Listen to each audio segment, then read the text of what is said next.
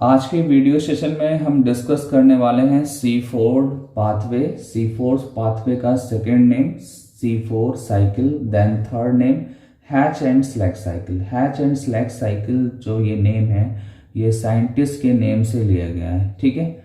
और मैंने previous video lecture में आपको बताया था कि C4 साइकिल और C4 pathway is a type of dark reaction, ठीक है। मैंने बताया था कि डार्क रिएक्शन के टू टाइप्स हैं, C3 साइकिल जिसको बोलते हैं Calvin cycle, then second dark reaction का जो टाइप है वो है C4 साइकिल और C4 पाथवे, और इसका जो थर्ड नेम है वो क्या है, हैच एंड स्लैग साइकिल, ठीक है।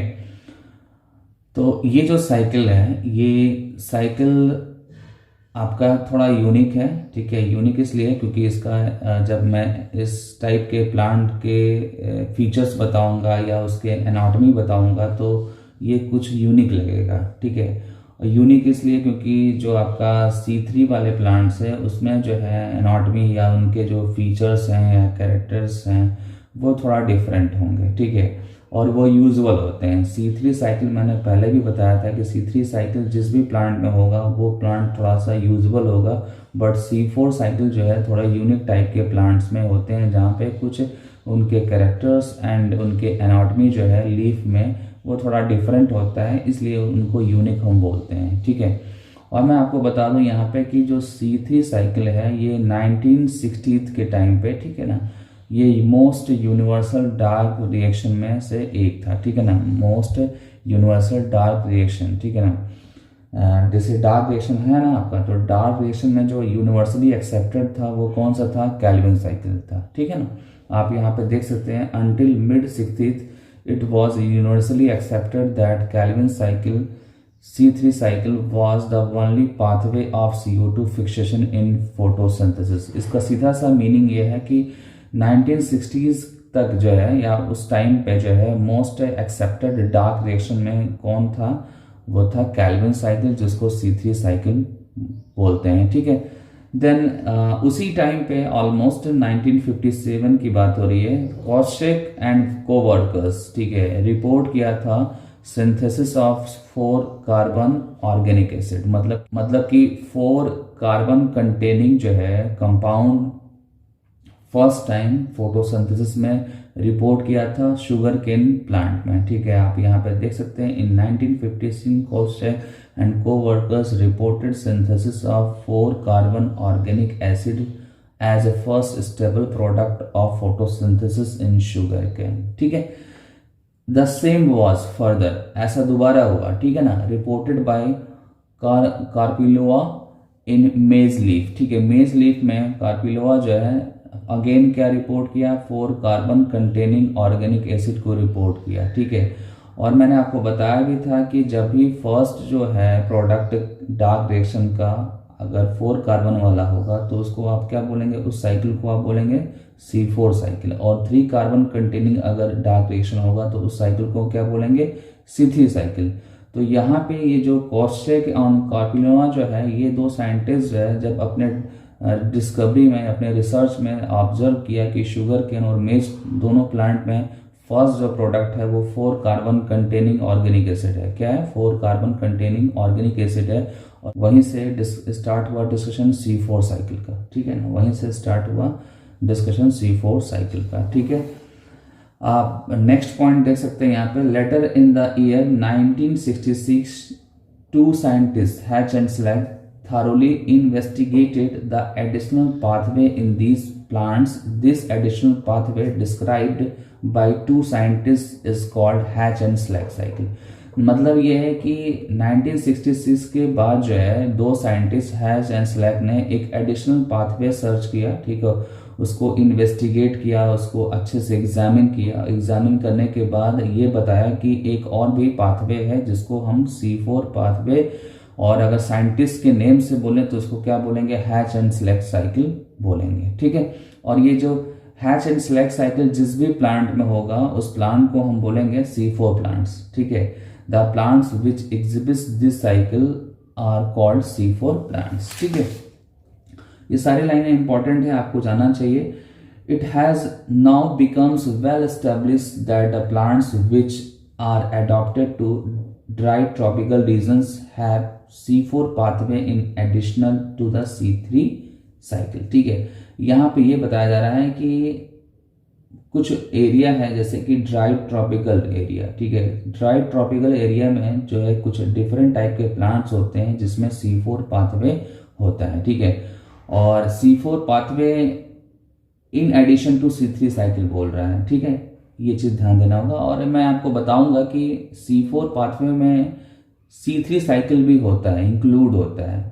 ठीक है, बहुत कम ऐसे बच्चे हैं जिनको पता होता है कि C4 के साथ साथ C3 भी उस प्लांट में होता है, और ये चीज़ मैं बताऊंगा जब मैं इसका पाथवे आपको डिस्क्राइब करूंगा। आने वाले कुछ टाइम के बाद ये जो पाथवे डिस्कस करूंगा तो यहाँ पे बताऊंगा कि C4 साइकिल तो रन कर रहा है, बट C4 में C3 भी मेंशन है जिसको हम कैल्विन साइकिल बोलते हैं। ठीक है, देन अब आते हैं, थोड़ा डिस्कस कर लेते हैं C4 प्लांट्स को। C4 प्लांट्स का जो मेन प्रॉपर्टी है कि वो ड्राई हॉट रीजन में होता है। ठीक है, आप सब ट्रॉपिकल रीजन भी बोल सकते हैं। और ये जो C4 प्लांट्स होते हैं ये नियर अबाउट 900 स्पीसीज को बोलते हैं, मतलब 900 स्पीसीज जो यहाँ पे है प्लांट का, वो कैसे हैं, C4 प्लांट्स हैं। और जिसमें से 300 जो है वो डाइकॉट प्लांट हैं, और रेस्ट जो है दैट मीन्स कि 600 जो है वो मोनोकॉट प्लांट है। कैसे है वो, मोनोकॉट प्लांट है। ठीक है, देन एग्जाम्पल की बात करें C4 प्लांट्स की तो सबसे पहला जो है एग्जाम्पल वो है शुगर केन, मेज। ठीक है, ये आपके एनसीईआरटी में मेंशन है। Then sorghum, amaranthus, cyperus, rotundus, digitaria, brownie. ठीक है, ये जो है एग्जाम्पल्स है C4 प्लांट्स के, इसको एज इट इज आप लर्न कर लेंगे। ठीक है, इसमें कुछ भी नहीं करना है आपको।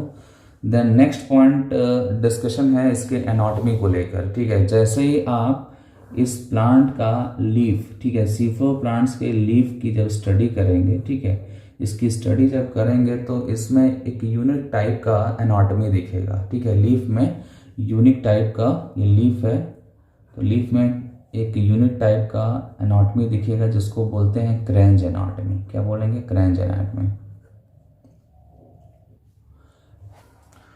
तो ये जो लीफ है, इस लीफ की अगर एनाटॉमी स्टडी करनी है तो आपको करना क्या होगा, आप सिंपली लीफ आपने लिया, ये मेरा एक पाम है। ठीक है, और पाम में जो है ऐसे लॉन्गिट्यूडनल सेक्शन कट किया है। लॉन्गिट्यूडनल सेक्शन जब कट किया, ठीक है, तो उसका जो साइड व्यू होगा ये होगा उसका साइड व्यू। ठीक है, और इस लीफ के एनाटॉमी में बहुत सारे फीचर्स हैं जैसे कि मैं डिस्कस करने जा रहा हूँ। ये सेंटर में आपको दिख रहा है वेस्कुलर बंडल। क्या दिख रहा है, ये सेंटर में वेस्कुलर बंडल दिख रहा है, और वेस्कुलर बंडल के सराउंडिंग जो है ये जो ग्रे कलर से सेल मेंशन किए गए हैं ये एक्चुअली क्या है, ये बंडल सीथ सेल है। क्या है, बंडल सीथ सेल है। ठीक है, और बंडल सीथ सेल्स जो है इनके सेवरल लेयर्स हो सकते हैं, मतलब 2, 3, 4 लेयर्स इसके हो सकते हैं। ठीक है, और वेस्कुलर बंडल को ये सराउंड कर रहे हैं, ये वेस्कुलर बंडल को ये सराउंड कर रहे हैं। और बंडल सीथ सेल्स को जो सराउंड कर रहा है वो कौन कर रहा है, मेसोफिल सेल्स। ये जो आपको दिख रहा है these are the mesophyll cells. ठीक है, तो सबसे बाहर क्या होगा, मेसोफिल सेल्स होगा, और देन उसके बाद से आपको मिलेगा बंडल सीथ सेल। क्या मिलेगा, बंडल सीथ सेल, और सेंटर में क्या मिलेगा आपको, वेस्कुलर बंडल मिलेगा। ठीक है, एक और यहाँ पे खास बात ये है कि जो आपका बंडल सीथ सेल्स है यहाँ पे लार्ज नंबर ऑफ क्लोरोप्लास्ट मिलेंगे, लार्ज नंबर ऑफ क्लोरोप्लास्ट मिलेंगे, और यहाँ पे क्लोरोप्लास्ट की साइज भी डिफर आपको देखने को मिलेगा। ठीक है, और यहाँ पे भी मार्फोलॉजिकली थोड़ा डिफरेंट टाइप का क्लोरोप्लास्ट है, दैट मीन्स कि मेसोफिल्स में मार्फोलॉजिकली जो है डिफरेंट टाइप का क्लोरोप्लास्ट है यहाँ पे। ठीक है, दोनों का क्लोरोप्लास्ट थोड़ा डिफरेंट है, और ऐसा अगर है तो इस कंडीशन को हम क्या बोलते हैं, डाइमार्फिक बोलते हैं। ठीक है, मतलब ये जो C4 प्लांट के लीफ में इस तरह का क्लोरोप्लास्ट है तो उसको हम क्या बोलेंगे, डाइमार्फिक बोलेंगे। क्या बोलेंगे, डाइमार्फिक। डाइमार्फिक का मतलब 2 टाइप्स के यहाँ पे क्लोरोप्लास्ट हैं जो 2 डिफरेंट टाइप के सेल्स में प्रेजेंट है। ठीक है, तो ये आपको डायग्राम अच्छे से आपको बनाना होगा। इसमें सबसे ऊपर क्या है, अपर एपिडर्मिस है, देन ये जो दिख रहा है area that is a mesophyll cells. ठीक है, और इसके अंदर क्लोरोप्लास्ट आपको दिख रहा है, और ये जो दिख रहा है that is a bundle sheath cells, और सेंटर में क्या है आपका वेस्कुलर बंडल है। ठीक है, तो इसका यूज भी होगा। अभी जब मैं आपको पाथवे बताऊंगा तो मेसोफिल सेल्स और बंडल सीथ सेल इन दोनों का यूज करके बताऊंगा। ठीक है, सबसे ऊपर होगा आपका मेसोफिल सेल्स और देन नीचे होगा आपका बंडल सीथ सेल। तो इसका जो है जूम करके या इसको मैग्नीफाई करके मैं इसी में पाथवे आपको समझाने की कोशिश करूंगा, बट उसके पहले बहुत सारी इंफॉर्मेशन है जिसको मैं डिस्कस कर लूँ। ठीक है, तो इस डायग्राम को अच्छे से बनाइएगा। ओके, अब आते हैं रनिंग मैटर पे। ठीक है, रनिंग मैटर क्या बोलता है, देखिए दीज प्लांट्स हैव ए क्रेंच। ठीक है, क्रेंच का जो मीनिंग है वो होता है रिथ। ठीक है, रिथ मीन माला। ठीक है, जैसे कि कोई जो है ऐसे सर्कुलरी जो है अरेंज है। ठीक है, तो और इसके बीच में कुछ है। ठीक है, तो ऐसे अरेंजमेंट को आप क्या बोलते हैं, रिथ। ठीक है, और इसको जो है हम और जो एक नेम देते हैं वो है क्रेंच। ठीक है, और ये क्रेंच एनाटॉमी कहाँ पे, लीफ एनाटॉमी में है।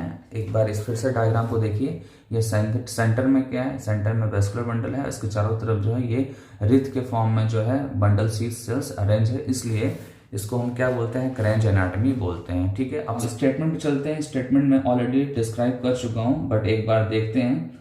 The vascular bundle in C4 leaf are surrounded by layer of bundle sheath cell, जो डिस्क्राइब कर चुका हूं। ठीक है, और ये जो सीड सेल्स होंगे, ठीक है, बंडल सीड सेल्स, ये लार्ज साइज के होंगे, and mesophyll cells surround the bundle sheath cells. ठीक है, ये पॉइंट ध्यान दीजिएगा।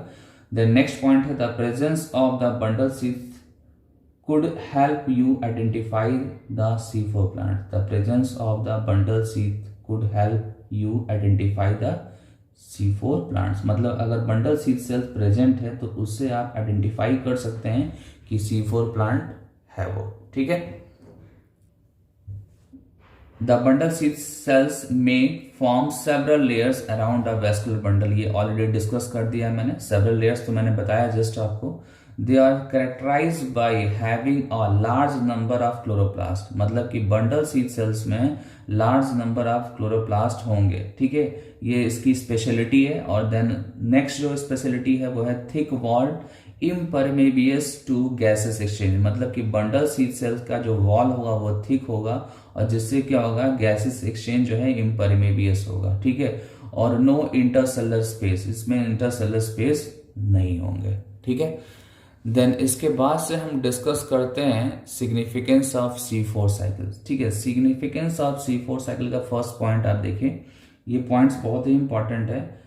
The C4 plants can absorb CO2 even from much low concentration, low CO2 concentration when the C3 plants fail to able it. ठीक है, मतलब यह है कि एटमॉस्फेयर में या सेल के अंदर, ठीक है, एटमॉस्फेयर और इनसाइड द सेल CO2 का कॉन्सेंट्रेशन अगर लो है तो उस कंडीशन में ज़्यादा इफिशियंटली जो है कौन सा प्लांट CO2 का फिक्सेशन करेगा, तो आंसर होगा आपका C4 प्लांट। ठीक है, एटमॉस्फेयर में या सेल के अंदर अगर CO2 का कॉन्सेंट्रेशन लो है तो उस कंडीशन में C4 प्लांट जो है वो CO2 का फिक्सेशन करेगा। ठीक है, thus the C4 plants can perform a high rate of photosynthesis,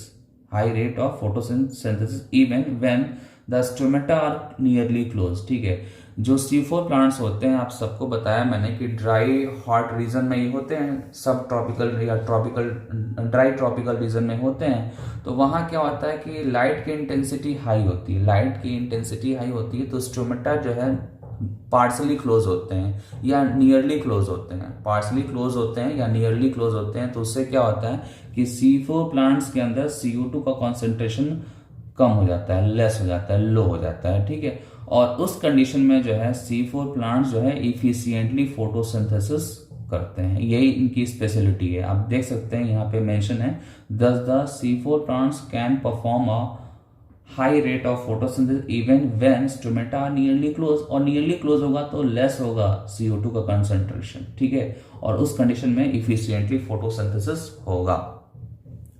then next point, the C4 cycle require more light intensity to fix CO2 as compare to C3 plants. ठीक है, ये तो as it is learn करना होगा।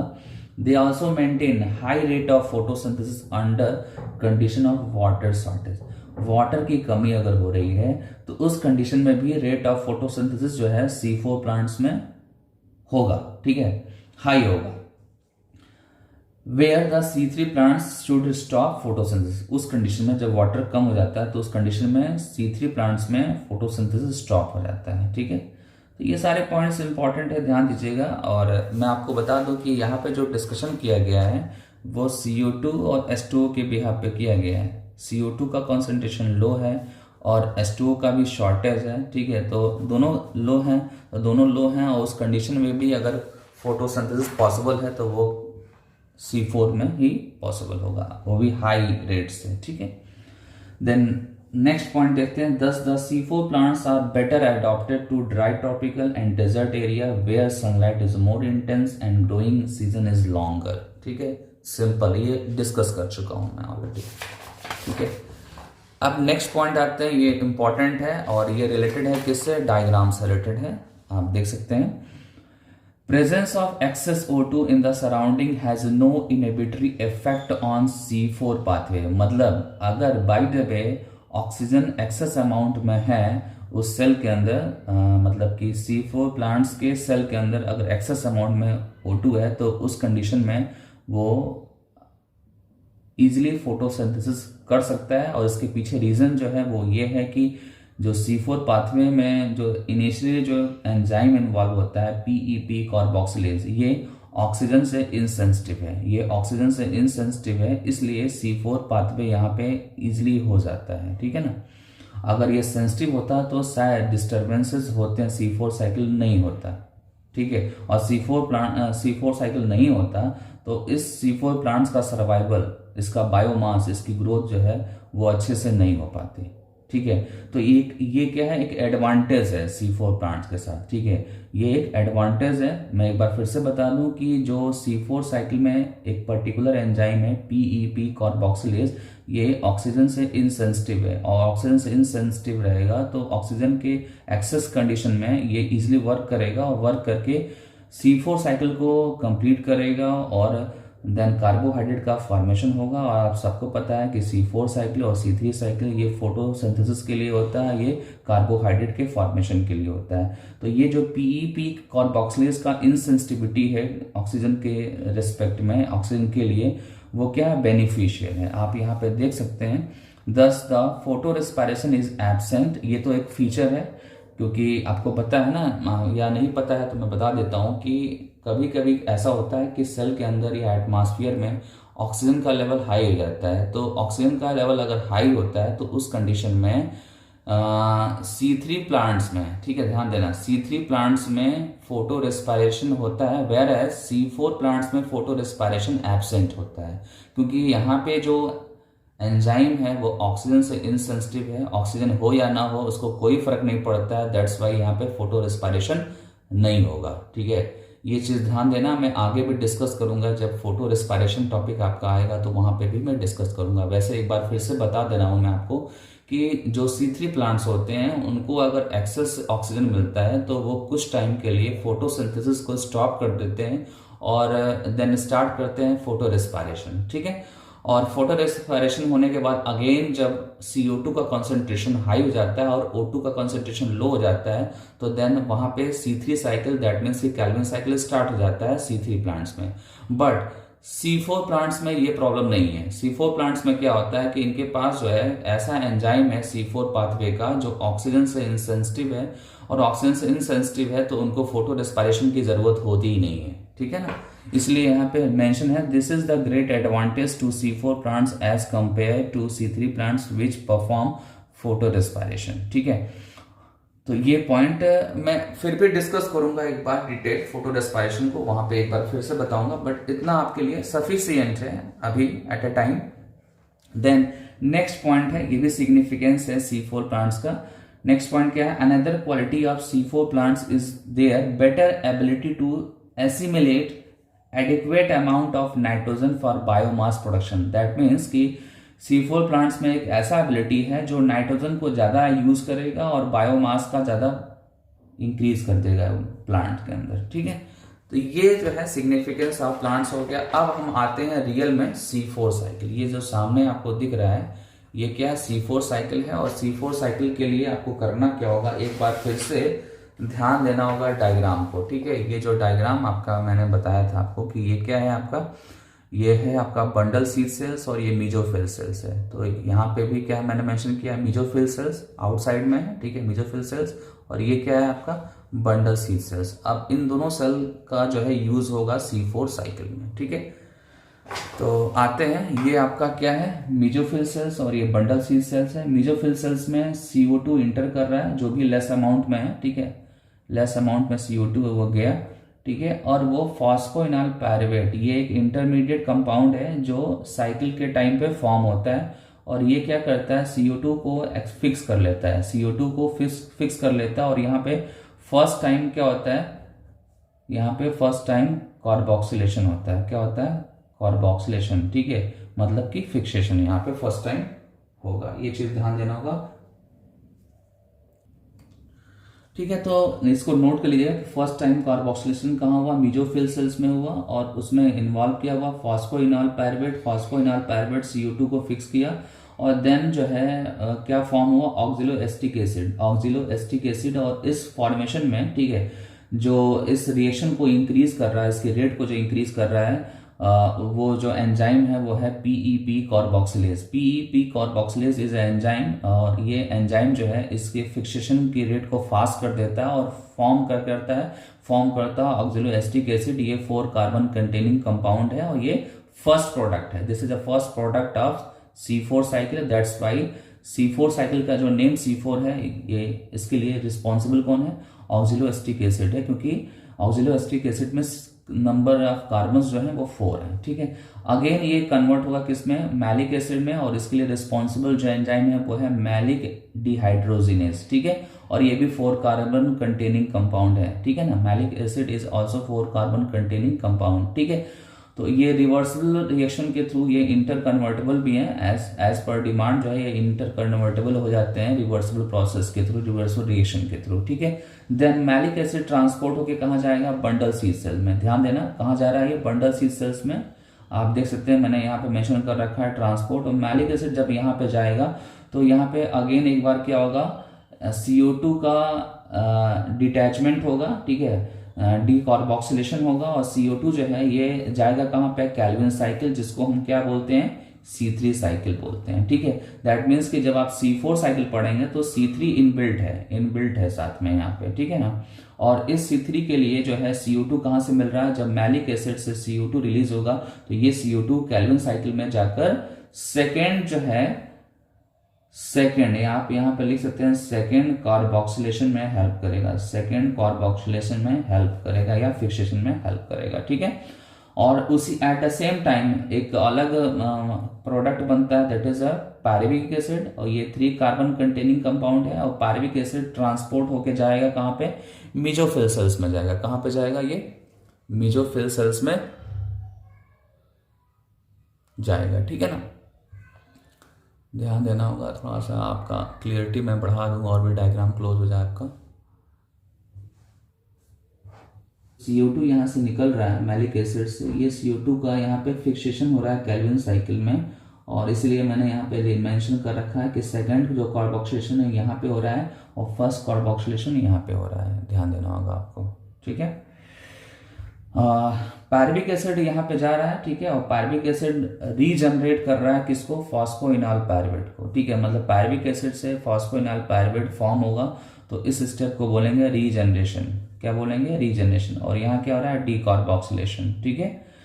तो ये आपका जो है कंप्लीट जो साइकिल है यही C4 साइकिल है। और यहाँ पे ध्यान देने वाली बात है कि हमारा जो लास्ट प्रोडक्ट है वो क्या है, ग्लूकोज, दैट मीन्स की कार्बोहाइड्रेट। ये क्या है, हमारा लास्ट प्रोडक्ट है कार्बोहाइड्रेट, और यही हमको चाहिए, क्योंकि डार्क रिएक्शन चाहे C3 हो या C4 हो, वो चाहे जैसे भी होगा उसको क्या बनाना है, उसको बनाना है कार्बोहाइड्रेट। तो यहाँ पे कैल्विन साइकिल के थ्रू कार्बोहाइड्रेट यहाँ पे बन गया, ठीक है।